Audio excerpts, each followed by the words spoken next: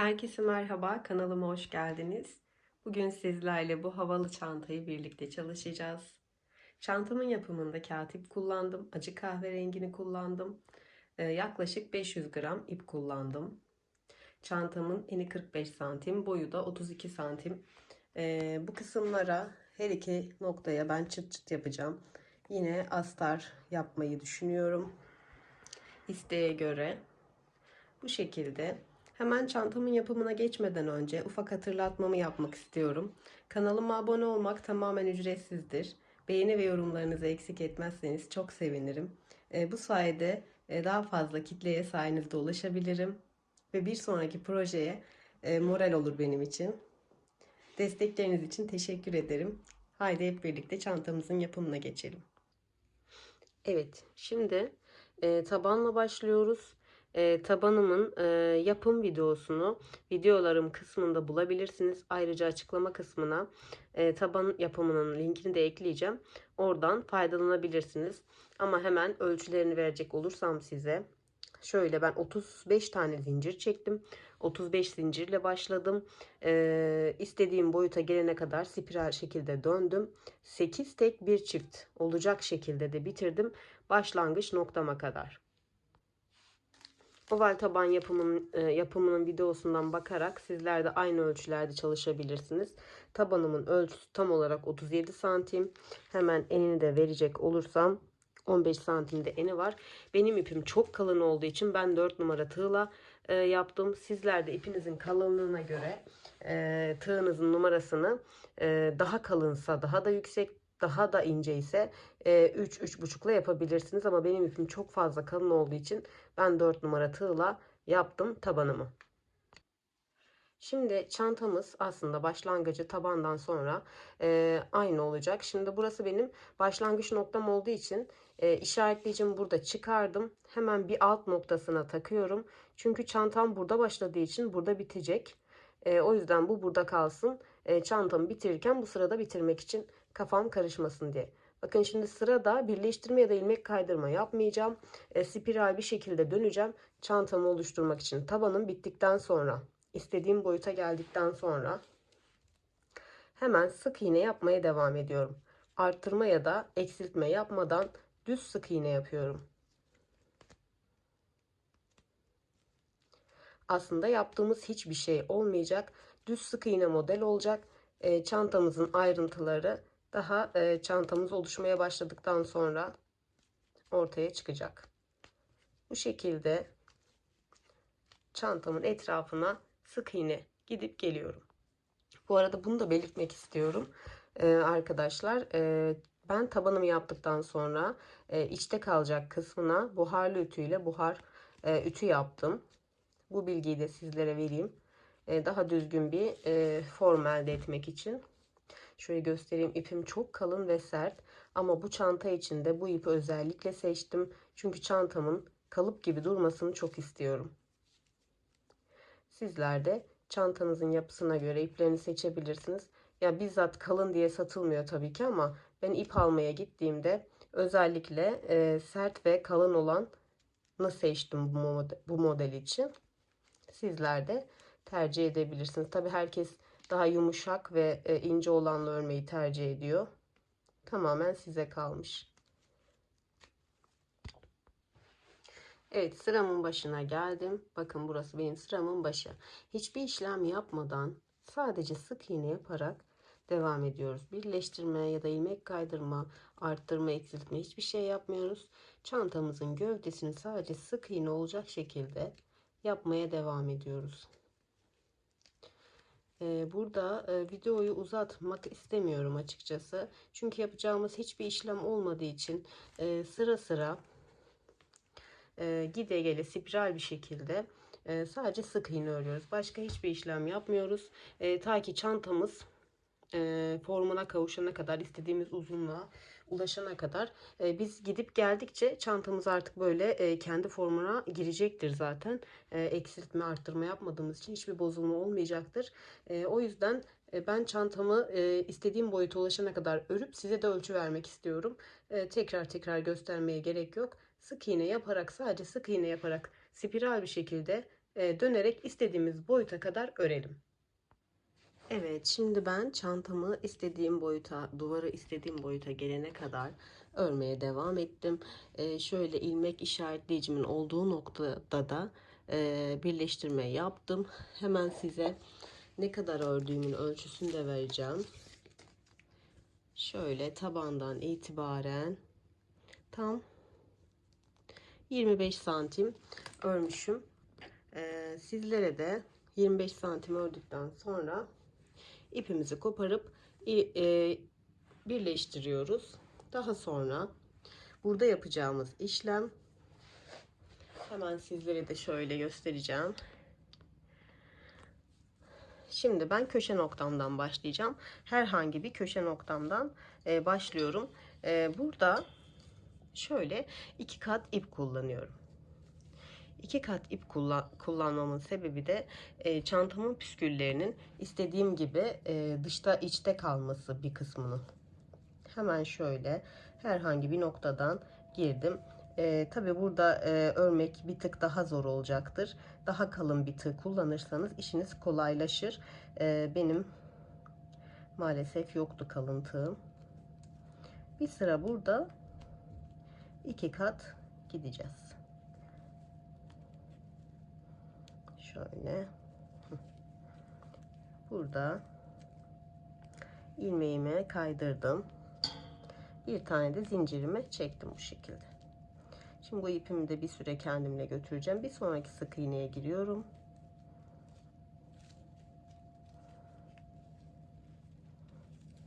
Yapmaya, normal sık iğne yapmaya devam ediyorum. Bunu sadece bir sıra yapacağım. Her sık iğneye bu şekilde yaparak devam edeceğim. Sona kadar, bu ilk başlangıç noktamızı yaptığımız yere kadar normal sık iğne yapıp geliyorum. Şimdi sıramın sonuna geldim.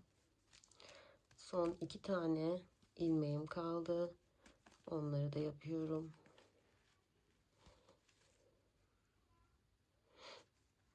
Son ilmeğime de batıyorum.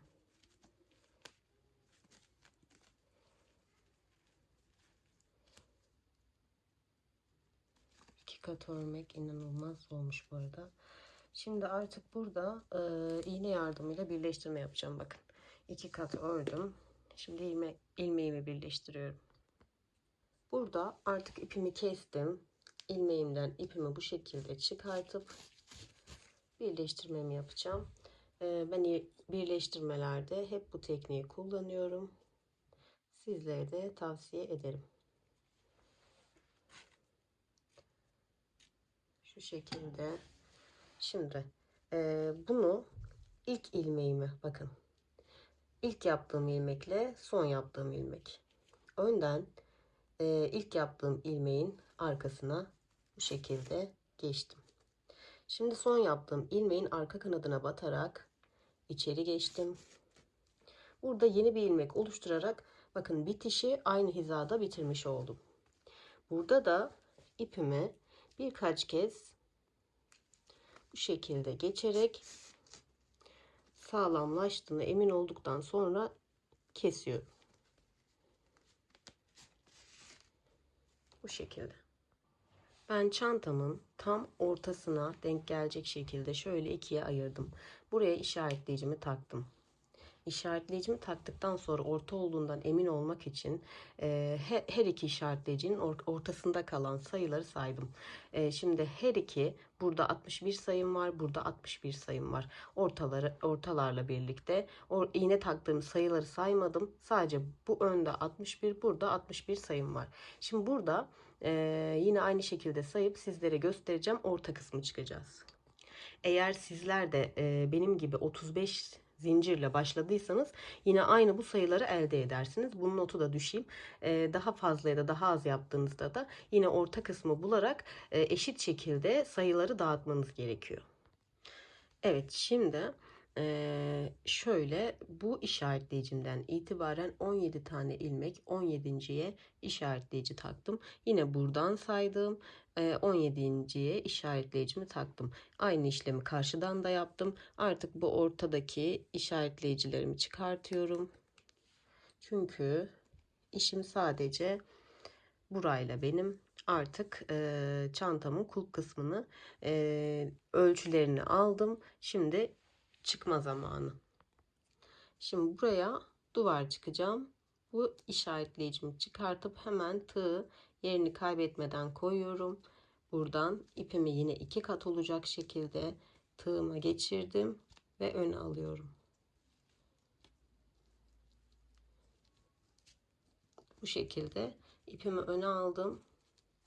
Bir tane ilmek kaydırma yapacağım. Yani bir zincir olarak bunu sayalım. Bir zincir çektim.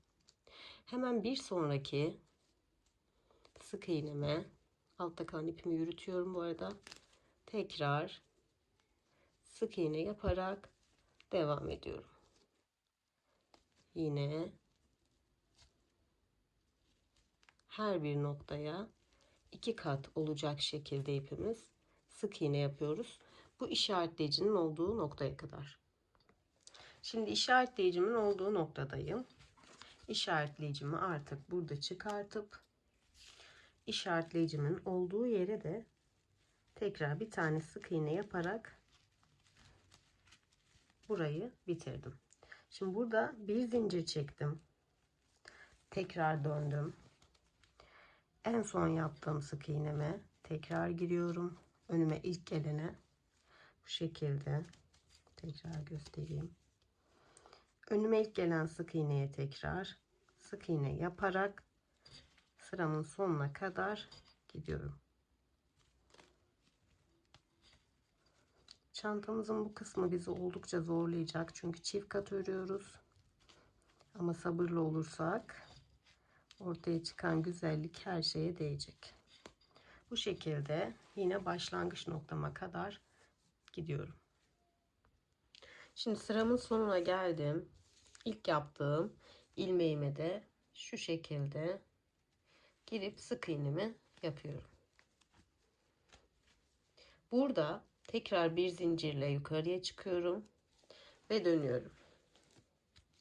Bu kısım yine aynı şekilde devam edecek. Sık iğne yapmaya devam ediyorum. Buradaki amacım püskülleri yapmadan önce burayı çift kat örme sebebim püskülleri taktıktan sonra şuraya tamamlayıcı olsun diye, tek sıra gözükmesin diye böyle 3-4 sıra örüyoruz. Ben de örüp geliyorum. Kaç sıra ördüğümü sizlerle paylaşacağım. Evet, şimdi burası benim istediğim boyuta ulaştı. Bakın bu şekilde bir kanat yapmış oldum.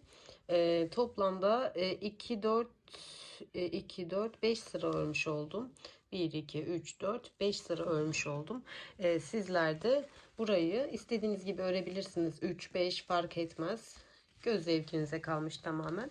Şimdi ben burada yaptığım işlemin aynısını bu kanada da yapacağım. Yine bu işaretleyicimin olduğu noktadan başlayıp git gel çift kat sık iğne öreceğim. Onun dışında sizlere verebileceğim söyleyeceğim bir ayrıntı daha var. Şimdi burada ipimizi artık kesiyoruz ama direkt kesmiyoruz. Yaklaşık bir 10 metre kadar ip bırakıyoruz. Çünkü burada yapacağımız, daha sonra yapacağımız bir işlemimiz daha var.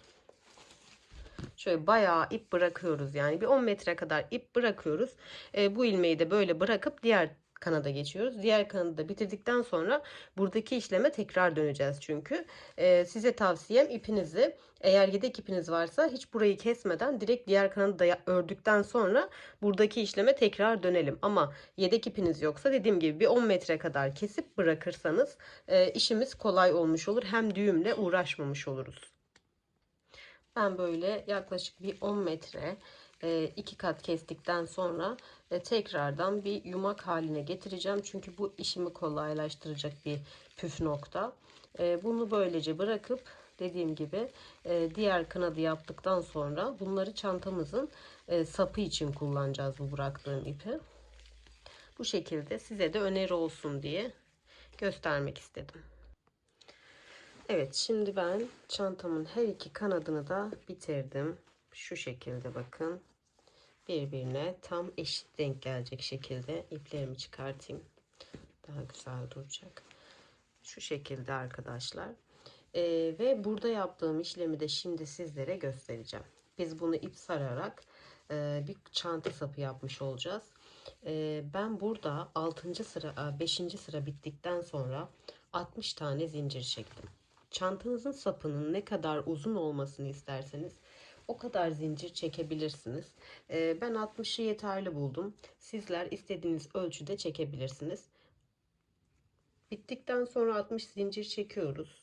Zincirimizin hepsinin eşit olmasına dikkat ediyoruz. Daha sonra karşıdaki, bakın zinciri çektim. Karşıdaki son yaptığım sık iğneye şu şekilde girdim. Çift kanadına burada ilmek kaydırma yapıyorum. Bakın. İlmeğimi kaydırdım. Daha sonra tekrar 60 tane zincir çekiyorum.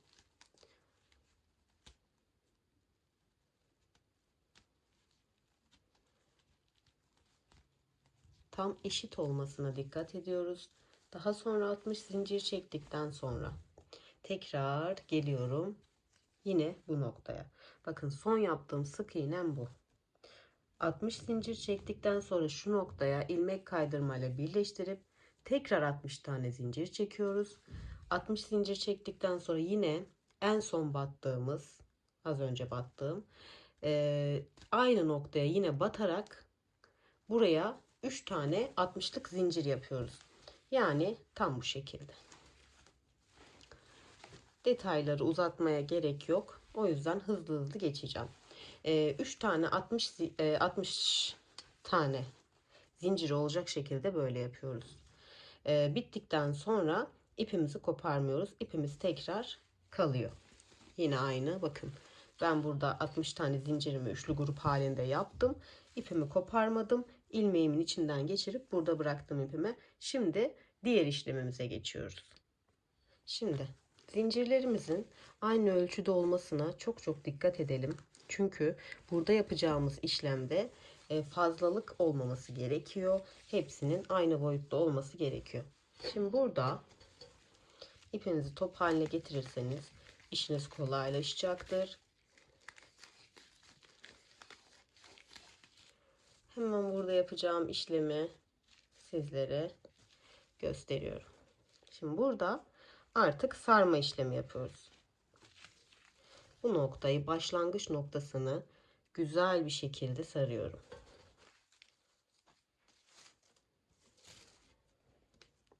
Şöyle o zincir yaptığım noktaları içeriye alaraktan gözükmeyecek şekilde. İpimiz de 2 kat olduğu için işimiz çok kolay olacak. Şöyle zincirleri birleştirerek gideceğiz. Evet, bu şekilde.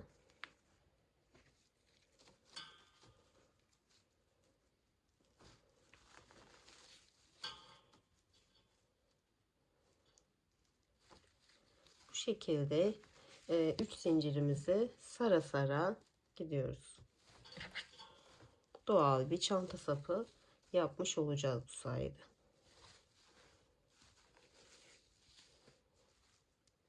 Böyle. Ben bir tık ipimi sarıp hemen biraz daha göstereceğim size. Evet, bu şekilde yapmaya devam ediyorum. İpimi biraz toparladım, karışmıştı.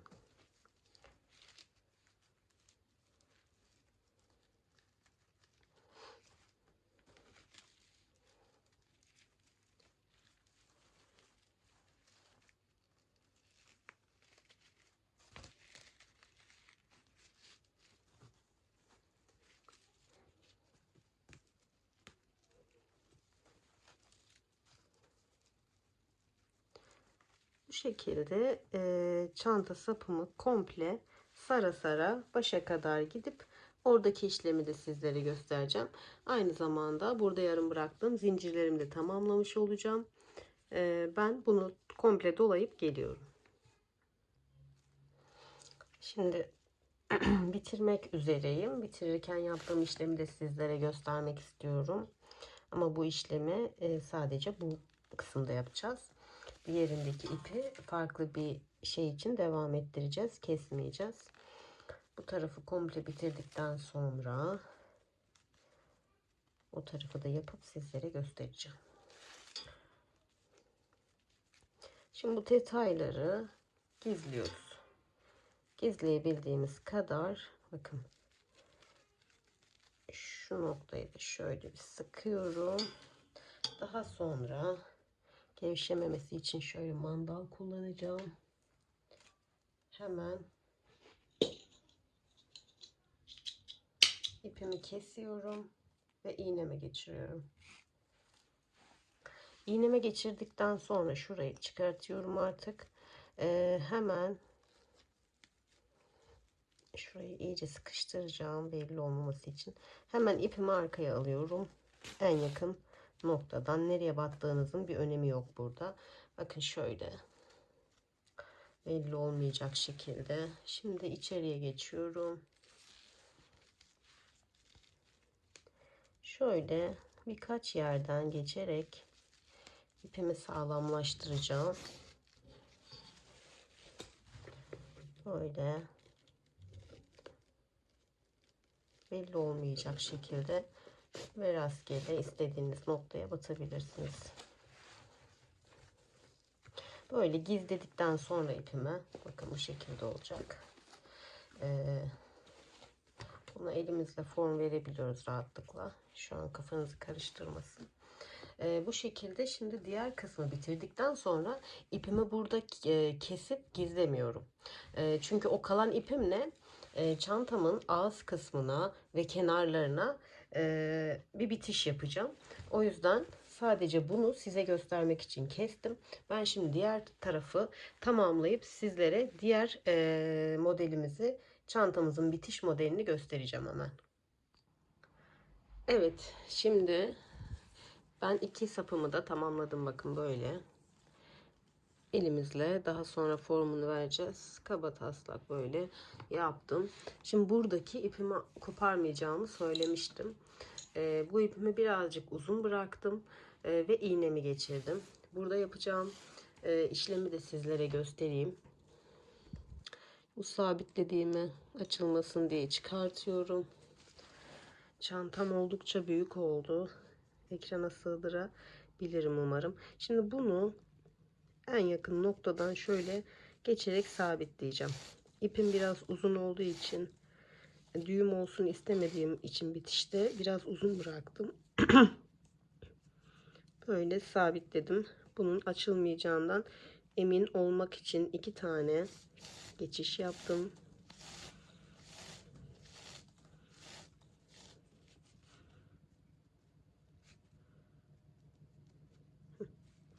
Burası tamam. Şimdi burada yapacağım işlem, ipimi şuraya alıyorum. Burada bu şekilde son bir çantamın etrafını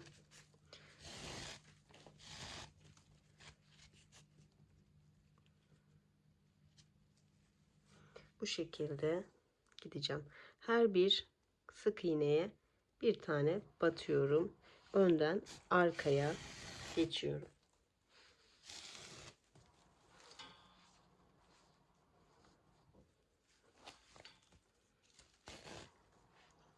İpim uzun olduğu için biraz karışıyor ama çantamın tüm etrafını döneceğim için bu iple düğüm olsun tekrar ekleme yapmak istemiyorum.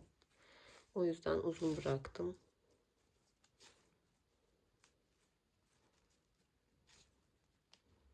Karışıklık oldu.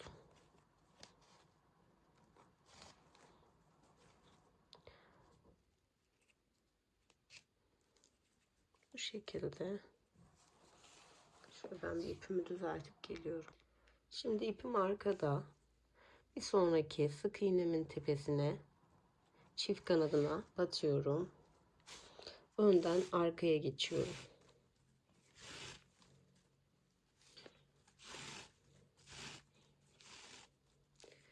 Bu şekilde iyice sıkıyorum, gevşek bırakmıyorum. Tekrar bir sonraki sık iğneye geçiyorum.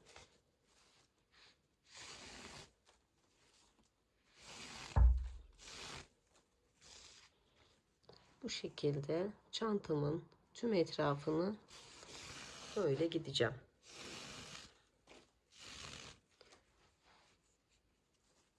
Bakın şöyle bir bitiş olacak. Ben biraz gidip tekrar size göstermem gereken nokta olursa göstereceğim. Şimdi ben şuradan geçiş yaptım. En son buna batmıştım. İğne yardımıyla alttan buraya geçtim. Şimdi çantamın ön kısmını da bu şekilde yapıyorum.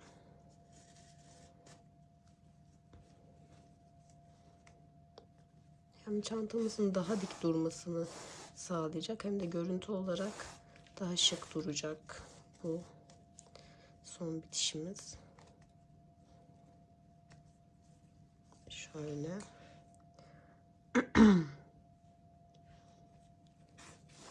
Her noktaya bir tane batıyorum ben.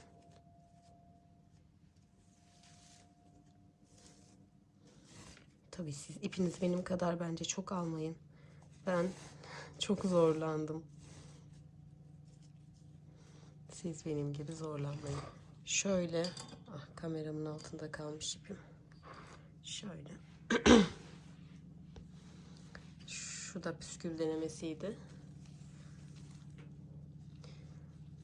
Şimdi en son battığım nokta şurasıydı. Ben şu köşeye batıyorum. Şöyle bakın. En son bu noktaya batmışım. Şimdi bu köşeye, tam köşeye denk gelecek yere batıyorum.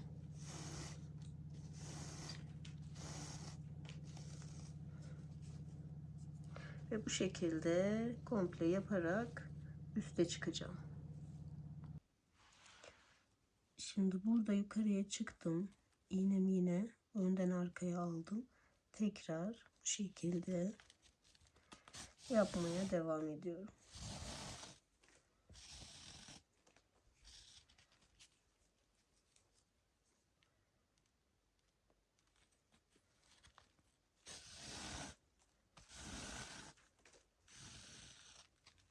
Bu şekilde gidiyoruz. Bakın çantamın ağzı kusursuz oldu. Yine aynı şekilde burayı bitirdikten sonra burayı da yaparak son noktada artık burada ipimizi arkaya geçirip ipimizi gizliyoruz. Daha sonra püskül yapımı için sizlerin karşısına geliyorum. Evet, şimdi tamamen bitirdim ben çantamın tüm detaylarını. Sadece ne kaldı? Tabii ki çantamızın en havalı kısmı püskülleri kaldı. Çantam bu şekilde bitti. Şimdi püskülüne geçiyorum ama ağız kısmını yaptım. Her şeyini bitirdim. Güzelce iç kısımdan buharla ütüledim. Çantama alması gereken formunu verdim. Şimdi sıra püskül detayına geçiyoruz. Hatta şöyle ön kısımdan yeniden vereyim ben. Daha güzel olacak diye düşünüyorum. Şimdi bunun için öncelikle ipimin başını bulayım. Allah'ım, o kadar fazla iple çalışıyorum ki hepsi birbirine karışmış. Neyse ki hepsini püskül için kullanacağım. Sıkıntı yok o yüzden. Şöyle. Şimdi tabana kadar yapacağım ben püskülü. O yüzden tabanımdan ölçü baz alacağım. Daha sonra zaten makas yardımıyla keseceğim. Ve çift kat yaptığım, 2 kat ördüğümün tam altındaki noktadan yapacağım. Ölçümü de oradan tabana kadar alıyorum. Bir tık daha fazla alıyorum çünkü makasla tekrar keserek düzelteceğim ben onları. Şu ölçü yeterli olacaktır.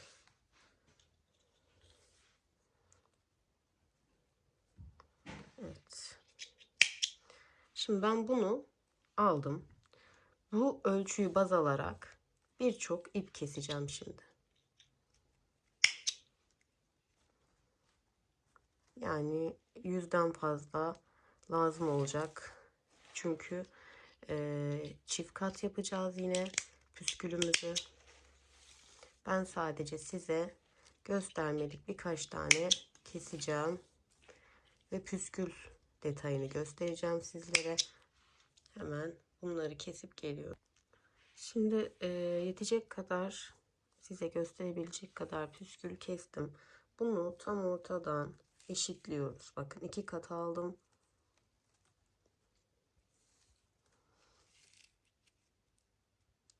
Şöyle tam orta kısımdan eşitledim.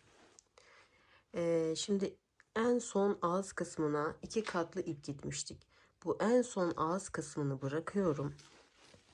Şöyle daha yakından ağız kısmını bırakıyorum. Bakın bu bir çift kat gittiğimiz kısmı.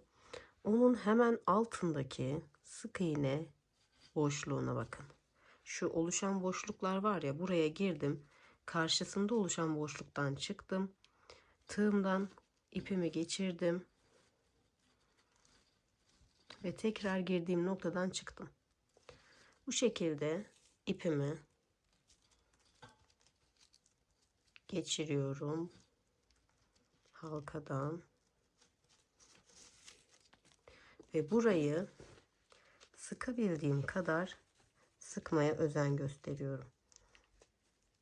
İpinizin kopmamasına dikkat edin ama sıkabileceğinizde en sıkı noktada bırakın. Bakın bu şekilde. Bunu çantamızın bütün etrafına yapıyoruz. Şimdi tekrar bir tane daha göstermek istiyorum. 2 tane ipimi aldım. Tam ortaladım. Daha sonra tığımı aldım. En son yaptığım, bakın. En son yaptığım noktadan girdim ve karşısından çıktım. Böyle bütün sık iğne boşluklarını püskülle kapatıyoruz. Bu şekilde iyice sıkabildiğimiz kadar 2-2 çekebilirsiniz bu arada. Hatta daha sonra tek tek, ama koparmamaya dikkat edin. Evet, sağlam olduğundan emin olduktan sonra bırakabilirsiniz. Bu şekilde elinizle de düzelterek devam edin. Bakın püskülümün boyutu tabanımı aşıyor. Ben bunu daha sonra kese kese gideceğim. Bir tane daha göstermek istiyorum sizlere. Yardımcı olmak adına şöyle 2 kat ipimi eşitledim. Tam orta kısmını tuttum. Bakın. En son battığım yer burası. Tekrar karşıdan çıktım. İpimi yakaladım. Ve girdiğim noktadan çıkarak burada ipimi halkadan geçirdim. Ve sıkabildiğim kadar da sıkıyorum. Evet. Ve elimle düzeltiyorum son olarak. Bu şekilde çantamın tüm etrafını gidiyorum. Bu arada yorumlarda hep sizin ipiniz çok ince gibi görünüyor. Çok kolay örüyorsunuz demeyin sakın. Gerçekten benim en zorlandığım çanta bu oldu diyebilirim. Gözüküyor mu bilmiyorum ama parmaklarımı mahvetti. 2 kat örmek. Yani elim hep yara oldu. Şu an gözükmüyor muhtemelen. Su toplaması var burada. Yani ben de kolay örmüyorum. Belki siz ilk defa ördüğünüz için bu kadar zorlanıyor olabilirsiniz ama bu model sizi oldukça zorlayacaktır. Çünkü beni de çok zorladı. Ama zamanla alıştığımız her modeli daha kolay örüyoruz. Bunu da biliyorsunuz. Ben şimdi çantamın bütün püsküllerini de yapıp artık öyle geleceğim. Burada anlaşılmayan bir şey yoktur diye düşünüyorum. Tamamen bitirip geliyorum. Evet, bakın bütün püsküllerimi bu şekilde taktım. Aslında ben alt kısımları çok kesme taraftarı değilim. Çok yakıştı. Yani kesecek olursam birkaç tane uzunlar var. Onları belki eşitlemek adına şöyle kırpabilirim. Sizler isterseniz taban bitiminden kesebilirsiniz tabii ki. Ben sadece birkaç uzun olanları kesmeyi düşünüyorum. Yani göze batacak olanları şöyle. Onun dışında size söyleyebileceğim, ben şu kısımlara daha sonra çıt çıt takmayı düşünüyorum, her iki ağız kısmına. Astar yapmak isterseniz yine astar bölümünde astar videom var, ondan ilham alabilirsiniz. Çok güzel, çok şık oldu, ben çok beğendim. Böyle çok şık oldu. Böylece bir projemizin daha sonuna geldik arkadaşlar. Sizlerle birlikte bu harika çantayı yaptık. Sizler de çantam hakkındaki fikirlerinizi yorum kısmına yazarsanız çok mutlu olurum. Kanalıma hala abone olmadıysanız abone olursanız çok mutlu olurum. Bir sonraki projede görüşmek üzere. Kendinize iyi bakın.